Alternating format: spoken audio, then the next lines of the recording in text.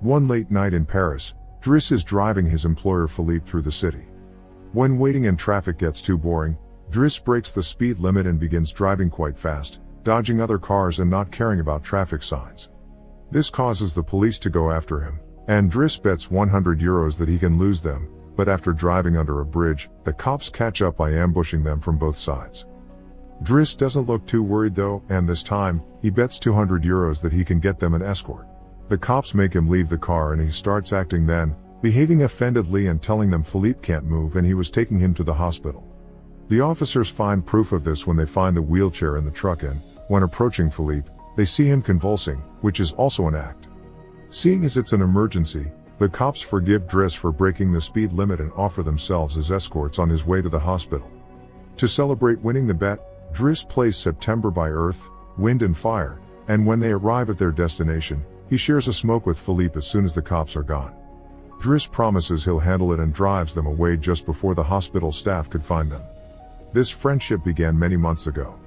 Philippe and his assistant Magali are holding interviews to find a new caretaker for him, but it isn't going too well, because all applicants have very standard or awkward answers to their interview questions. But they're suddenly surprised when Driss storms in, ignoring the fact it isn't his turn quite yet, because he only wants some papers to be signed saying they won't hire him so he can get the unemployment benefits. He's blunt and a little rude, even hitting on Magali, but Philippe finds him amusing and asks him to come back the next day for his signed papers.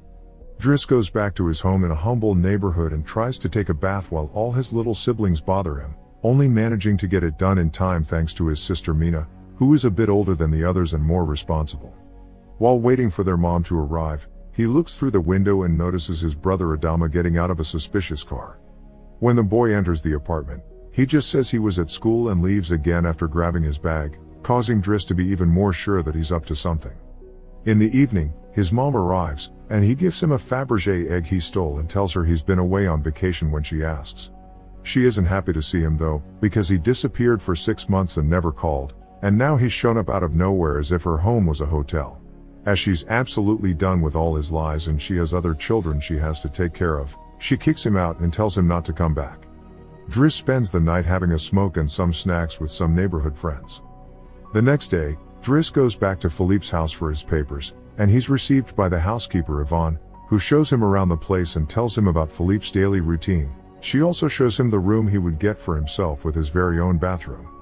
Driss can't help staring at the bathtub before he's dragged to see Philippe, who offers the signed sheet of paper but also a job opportunity. Driss accepts the 1-month trial, and Philippe tells him he bets he won't last 2 weeks. After bringing his things to his room, Driss is taught how to take care of Philippe. He must learn how to keep his legs stimulated, how to put him in the wheelchair, how to help him shower and change his clothes. Things get awkward when Driss discovers he must put on him some high stockings and even clean his butt after Philippe uses the bathroom, but no matter how much he complains and says he won't do those chores, he ends up accepting them as part of his job. Later in the evening, while he's enjoying a snack on the roof, he's interrupted by Philippe's daughter Elisa and her boyfriend Bastien, who are looking for a private place to make out, and he kicks them both out after refusing to share his beer. Driss quickly gets used to the daily routine with Philippe, even if at first he does make some mistakes he learns from, like handing the phone to Philippe instead of putting it on his ear or forgetting the baby monitor while having a bath. He also learns to organize his mail in different folders, most of the letters he opens for Philippe, but there's a series of private ones he isn't allowed to look at. When he finds a flyer promoting female escorts, he decides to start a file just for those instead of throwing them in the trash as Philippe says. It's not all work in this new life though. Driss still makes sure to have a good time. He keeps trying to hit on Magali to no avail. One morning, after Yvonne comes to his room to scold him for being late, she finds some dangerous weapons in his bag, but she doesn't comment on them yet. Driss' work today is to drive Philippe around, but he refuses to put him in the back of a van as if he was cargo, so instead, he takes him on one of the fancy cars that don't see much use. Philippe, who first thinks this isn't suitable and says they should be pragmatic, is soon getting excited at the idea of a faster, less boring ride, although Yvonne still disapproves. When they try to leave the building, there's a neighbor parked at their entrance, ignoring the sign on the door that says it's forbidden. Driss wastes no time and goes after the guy, grabbing him by the front of his shirt and threatening him until he moves the car. Philippe is impressed by his actions, but Yvonne, once again, disapproves. The pair goes to a museum, where Philippe is planning to buy a piece of artwork that Driss considers not worth the money because it's just a red blotch on the canvas. Afterward, Philippe meets with a relative of his, who tells him everyone is worried about Driss since he can be violent. He's also discovered he has a criminal record, but Philippe doesn't care. He appreciates Driss because he doesn't pity him and doesn't mind joking around with him. After another failed attempt at hitting on Magali, Driss has dinner with Yvonne in the kitchen while listening to Philippe dictate a letter to Magali. Claiming it's a private conversation, Yvonne turns off the baby monitor and proceeds to explain what's going on. Philippe is pen pals with a woman called Eleanor. Those are the letters he didn't let Driss open. But he's never met Eleanor in person. Their relationship is purely epistolary. Speaking of love, Driss teases Yvonne for the looks the gardener gives her all the time before going to bed. He's trying to sleep when he hears some weird sounds coming from the baby monitor. Philippe is having trouble breathing. Not being capable to ignore him even if he tries, Driss goes to his room and gently guides him through the attack with soothing words and a wet cloth to wipe his face. Philippe eventually falls asleep, only to wake up again moments later, saying he needs air. This time Driss doesn't hesitate. He puts Philippe on the wheelchair, covers him with blankets, and takes him out for a stroll by the river. This is the first time Philippe has seen Paris at night in a long time, and now he's more relaxed. He explains to Driss that the medicine can only do so much and he sometimes experiences phantom pain. When they see some girls walking by, Philippe also confesses he isn't capable of pleasuring a woman because of his situation, but he still can enjoy some satisfaction when he gets his ears massaged because they are sensitive zones. When the phantom pain threatens to appear again, Driss shares one of his joints with Philippe, who is skeptical at first but ends up loving it. Afterward, they go to a restaurant, where they joke around while sharing a meal, and Philippe decides to share more of his story. He met his wife when they were students, and shortly after they got married, she had 5 miscarriages and was diagnosed with an incurable, terminal illness. That's when they adopted Elisa.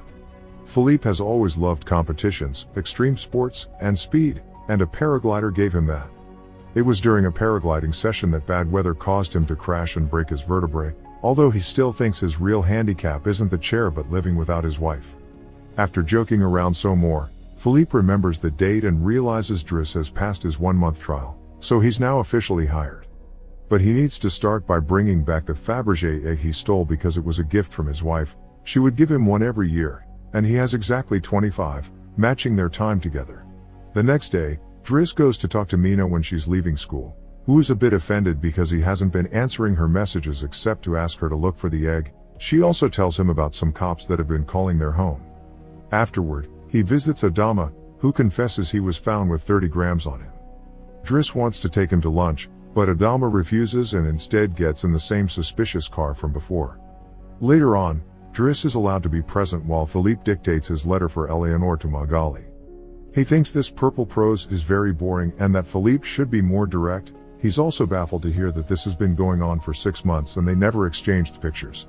When he finds her phone number on one of the letters, he takes it as a sign and calls her, obliging Philippe to take the phone and finally speak to her outside the written word. Their conversation goes so well, Philippe is now on the phone with her all the time, even right before he and Driss attend the opera, during which Driss laughs and makes fun of the costumes. The next day, Driss convinces Philippe to accept to exchange pictures with Eleanor and chooses one of him in the wheelchair. Afterward, while he's painting, Elisa bursts into his room to ask him for cigarettes and makes fun of him for trying to be artistic. Getting angry, he kicks her out before going to see Philippe, who is currently asking Yvonne to change the chosen picture for one of him when he wasn't quadriplegic.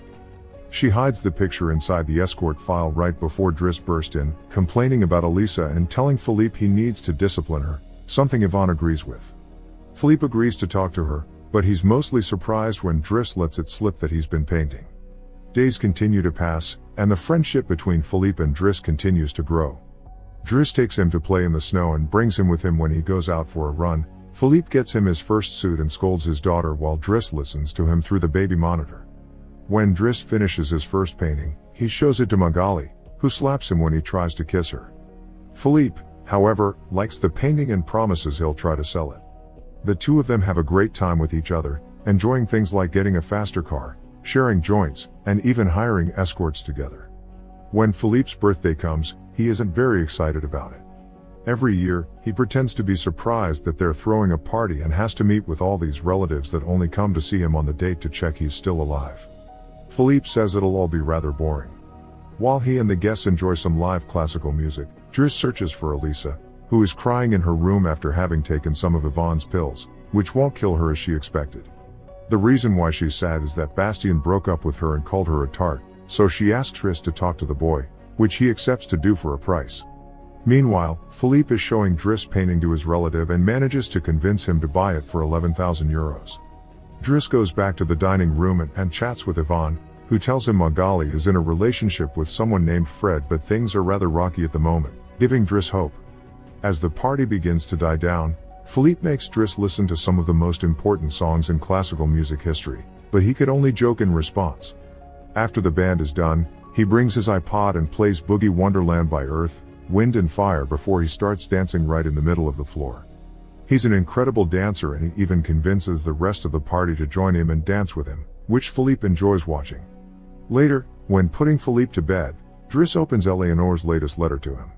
She sent her picture, showing she's rather pretty, and is telling him they should meet next week when she visits Paris. When the day of the date comes, Yvonne and Driss put Philippe through dozens of outfits until they find the perfect one. And since it's Yvonne the one that will take Philippe to the date, Driss uses his day off to visit Bastien and threatens him until the boy accepts to apologize to Eliza and to bring her croissants every day. He also asks him to fix his hair. Afterward, he visits his mother at work, but only to watch her from afar. At the restaurant, Yvonne and Philippe are waiting for Eleanor, who is very late. After waiting for an hour, Philippe gives up, calls Driss to ask him to take him away, and then leaves the restaurant without noticing Eleanor is arriving at the same time. That same night, Philippe takes Driss with him in his private plane and gives him the money he got for selling the picture, making him immeasurably happy. They make it to the countryside the next morning, and Philippe decides to go paragliding, dragging Driss with him as well. Driss doesn't want anything to do with it, but after initially freaking out, he ends up enjoying the experience. When they return home, Adama is there waiting for Driss and gets scolded when he sees the scars on his face. Adama will still not tell Driss what's happening in his life though, so Driss makes him wait in his room while he calls Mina to tell her not to worry and goes to put Philippe to bed. Philippe, however, isn't sleepy yet. After making Driss look at a painting with him, he asks him about his family, which Driss at first doesn't want to talk about, but eventually gives in. It turns out Adama technically isn't his brother and his parents aren't actually his parents, they're his aunt and uncle. They fetched him from Senegal when he was 8 because they couldn't have kids, and his real name is Bakari Bassari, but because other kids had that name, they called him Idris, and that became Driss. One day, his aunt miraculously was able to conceive, and after his uncle died, there were other men and more kids as well. In the same way Driss had talked to him about Elisa, Philippe points out that Adama needs discipline, so he fires Driss so he can be there with his family because he can't spend his whole life taking care of an old man. The next morning, after Bastien has brought his daily croissant while wearing a better hairdo, Driss packs his bags and gets ready to go. Magali comes to say her goodbyes, and when Driss tries to hit on her one last time, Magali introduces him to his significant other Fred, which is short for Frédéric. Turns out Magali isn't interested in men, and Driss gives up on the spot. On his way out of the house, he gives the baby monitor back to Yvonne and teases her for having lied to him about Magali just to mess with him. In return, she gives him the escort file he had started, and he's disappointed to find the picture he had chosen is hidden there. Driss throws away the file, but he keeps the photo for himself. Once outside, he finds a car once again blocking the entrance, so he asks him to move away even if he doesn't work there anymore. When Adama calls him out for it, Driss says it's a matter of principle.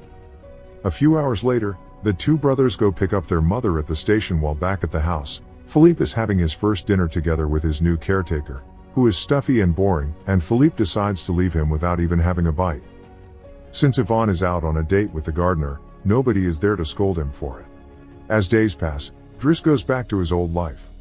He hangs out with his old friends again and tells the guys from the suspicious car not to bother Adama anymore. When he goes to an interview he doesn't have enough experience for, he manages to win over the employer by calling himself pragmatic and using all the art knowledge he acquired while working for Philippe. This lands him a job as a driver. Philippe continues to dislike his new caretaker and is in a constant bad mood. One night, he refuses anyone in the house to help him with his phantom pain, so Yvonne calls Driss and asks him to come over. That's how they find themselves in the situation from the beginning, with the cops chasing after them first and escorting them to the hospital later. After that little adventure, Driss drives Philippe to the coast, and the sight of the sea helps Philippe calm down. Sometime later, Driss takes care of Philippe's overgrown beard before taking him to a restaurant for lunch, but he doesn't stay, because someone else will be making Philippe company today. Driss wishes him luck and finally gives him back his egg before leaving, and Philippe starts worrying about being alone until he sees who his date is, Eleanor, who is delighted to see him and doesn't mind the chair at all. The real Count Philippe Pozzo di Borgo now lives in Morocco. He has remarried and has 2 daughters. The real Driss, actually called Abdul Yasmin Selu, has his own firm and is also married with 3 children. The 2 men continue to be very close friends to this day.